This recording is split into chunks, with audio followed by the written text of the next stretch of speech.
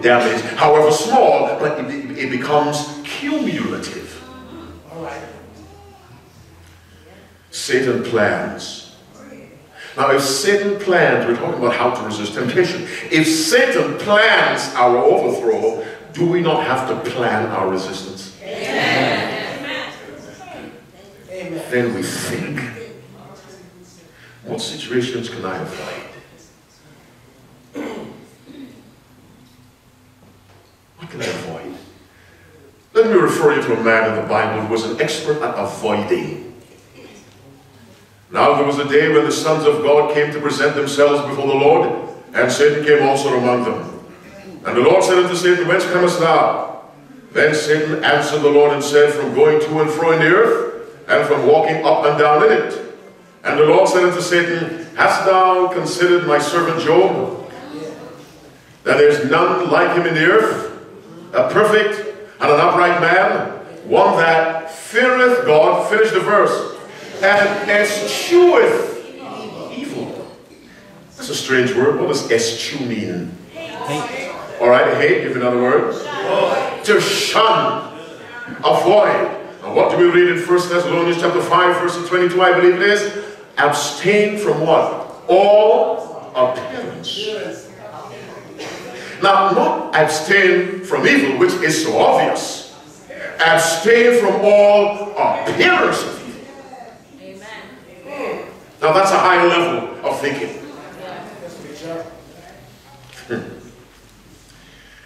Being a Christian does not free you from the use of common sense. And if you and I would direct ourselves the way we as responsible parents direct our children, we'd be much better off spiritually. Because we always tell our children, avoid that, avoid that, avoid that crowd, avoid that place, avoid this, avoid that. That's what we tell our children, because we know by persistent exposure the child may become corrupted. So avoid, avoid, avoid. If you hang with that group, you'll become lazy. If you hang with that group, you'll do this. Avoid, avoid, avoid. Well, let's apply that to ourselves. Avoid, abstain, eschew evil. Amen. Amen. Simple. In other words, what can I do to reduce the likelihood of having to deal with Satan? Well, we'll get to that. We'll get to that. Are there places I can avoid? Now, let me tell you what, I have a strange position. I don't believe in mixed swimming. No, I don't. Unless you're eunuch, okay. I'm not being funny. I do not believe that Christian men and women should be swimming in the same pool. Unless you're swimming dressed like this. And like that. And like Sister Geraldine. Well, fine, go and swim. But when we talk about because both genders put themselves under unnecessary stress. Amen. You didn't hear me? Protect the mind. Amen. I went to a family gathering in Las Vegas 3 Christmases ago, and I said, Las Vegas is no place for a preacher. Amen. I'm driving down whatever the strip, or somewhere we were driving, but I just can't look. I can't even look at the billboards. So, you know, this is not a place for someone going to preach. You look, and the billboards are moving, they're like big televisions. And you avoid. There's a street where the ladies of the night hang out. Don't walk down that street. Won't that be going to pass our tracks? Yeah, let somebody else pass our tracks. Let the ladies pass our tracks. Don't walk down that street. Are you with me?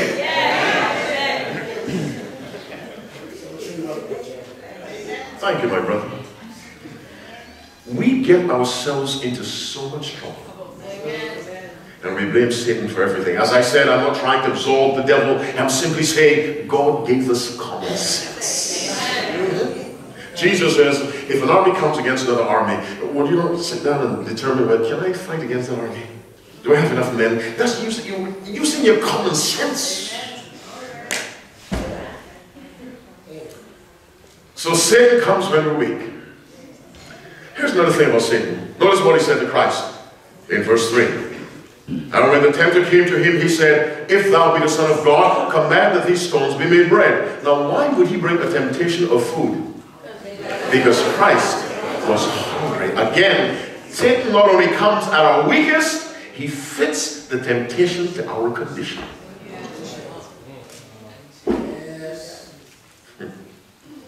He fits the temptation to our situation. Let me tell you something. Listen to this quotation. Bear in mind that it is none but God who can hold an argument with Satan. Amen. Amen. You want to write that down? Bible Commentary, Volume 5, page 1083, paragraph 1.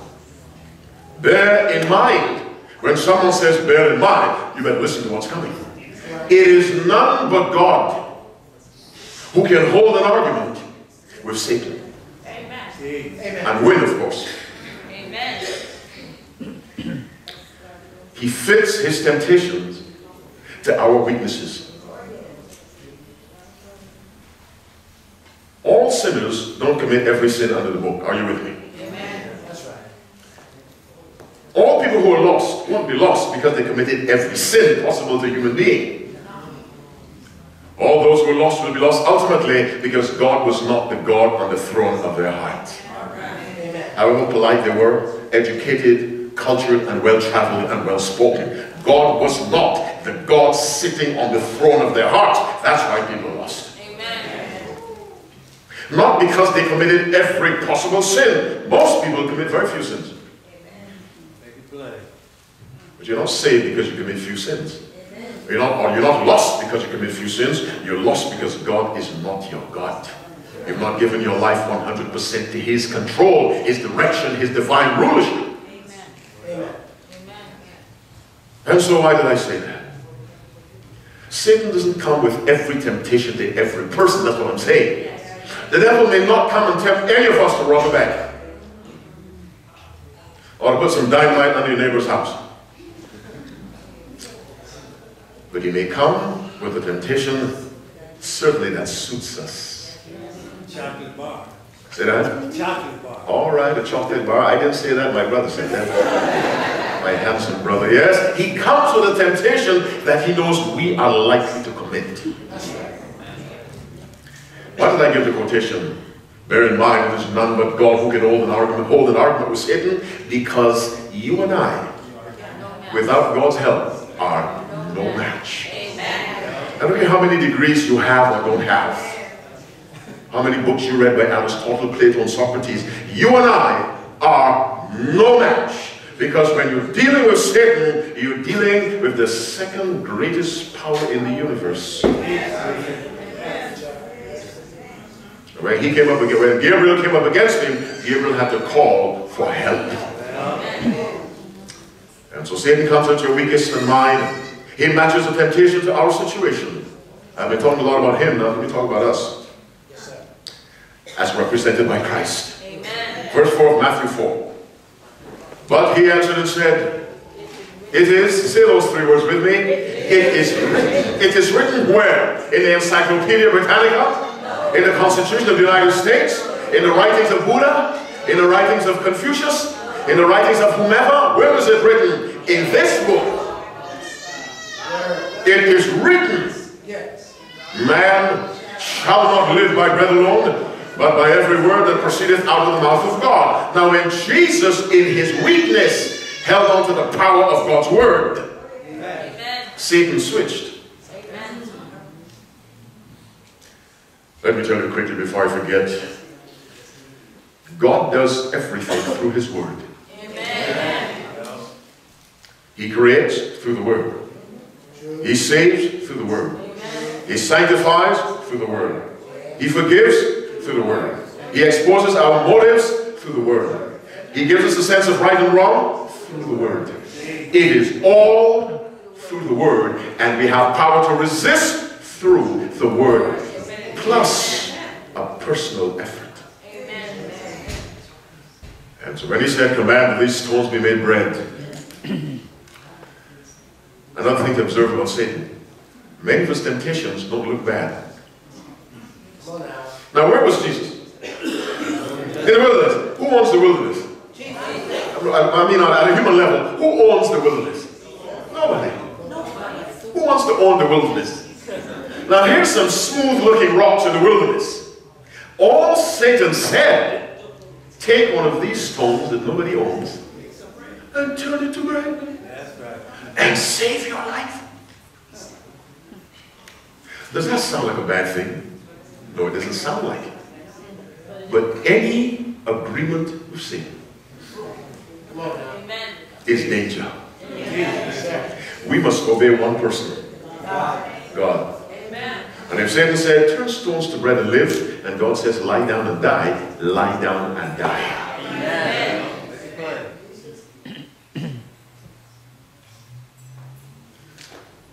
Look at the first temptation on the face of the earth.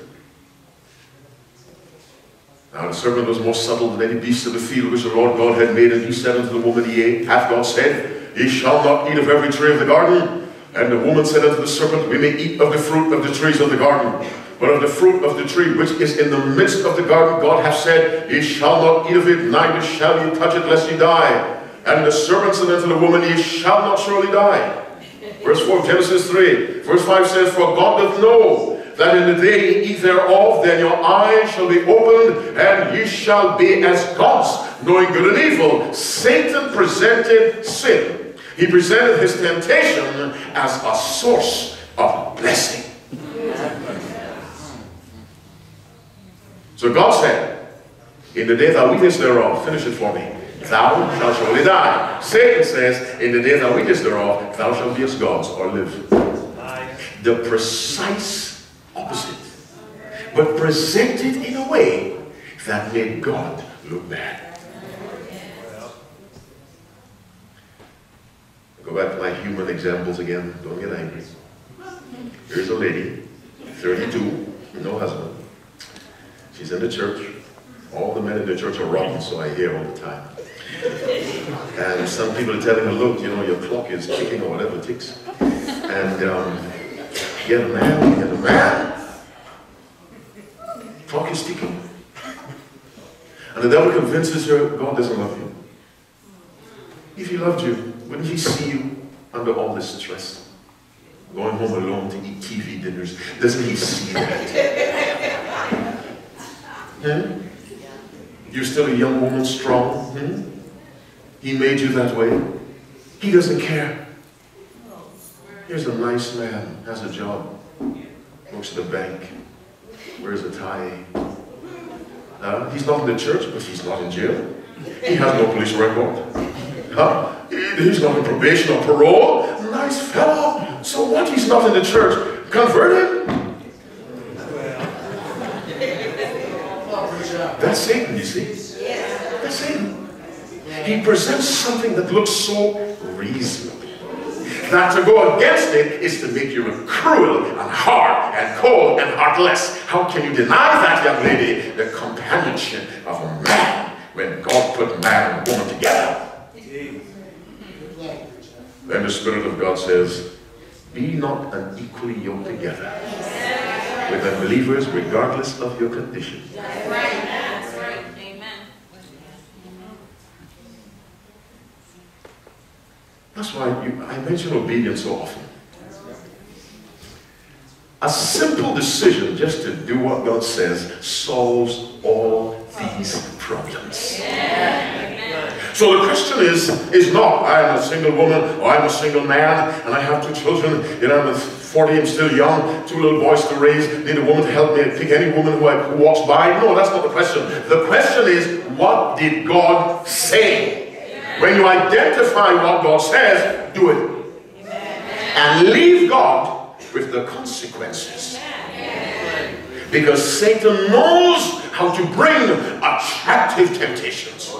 That is his specialty. He has had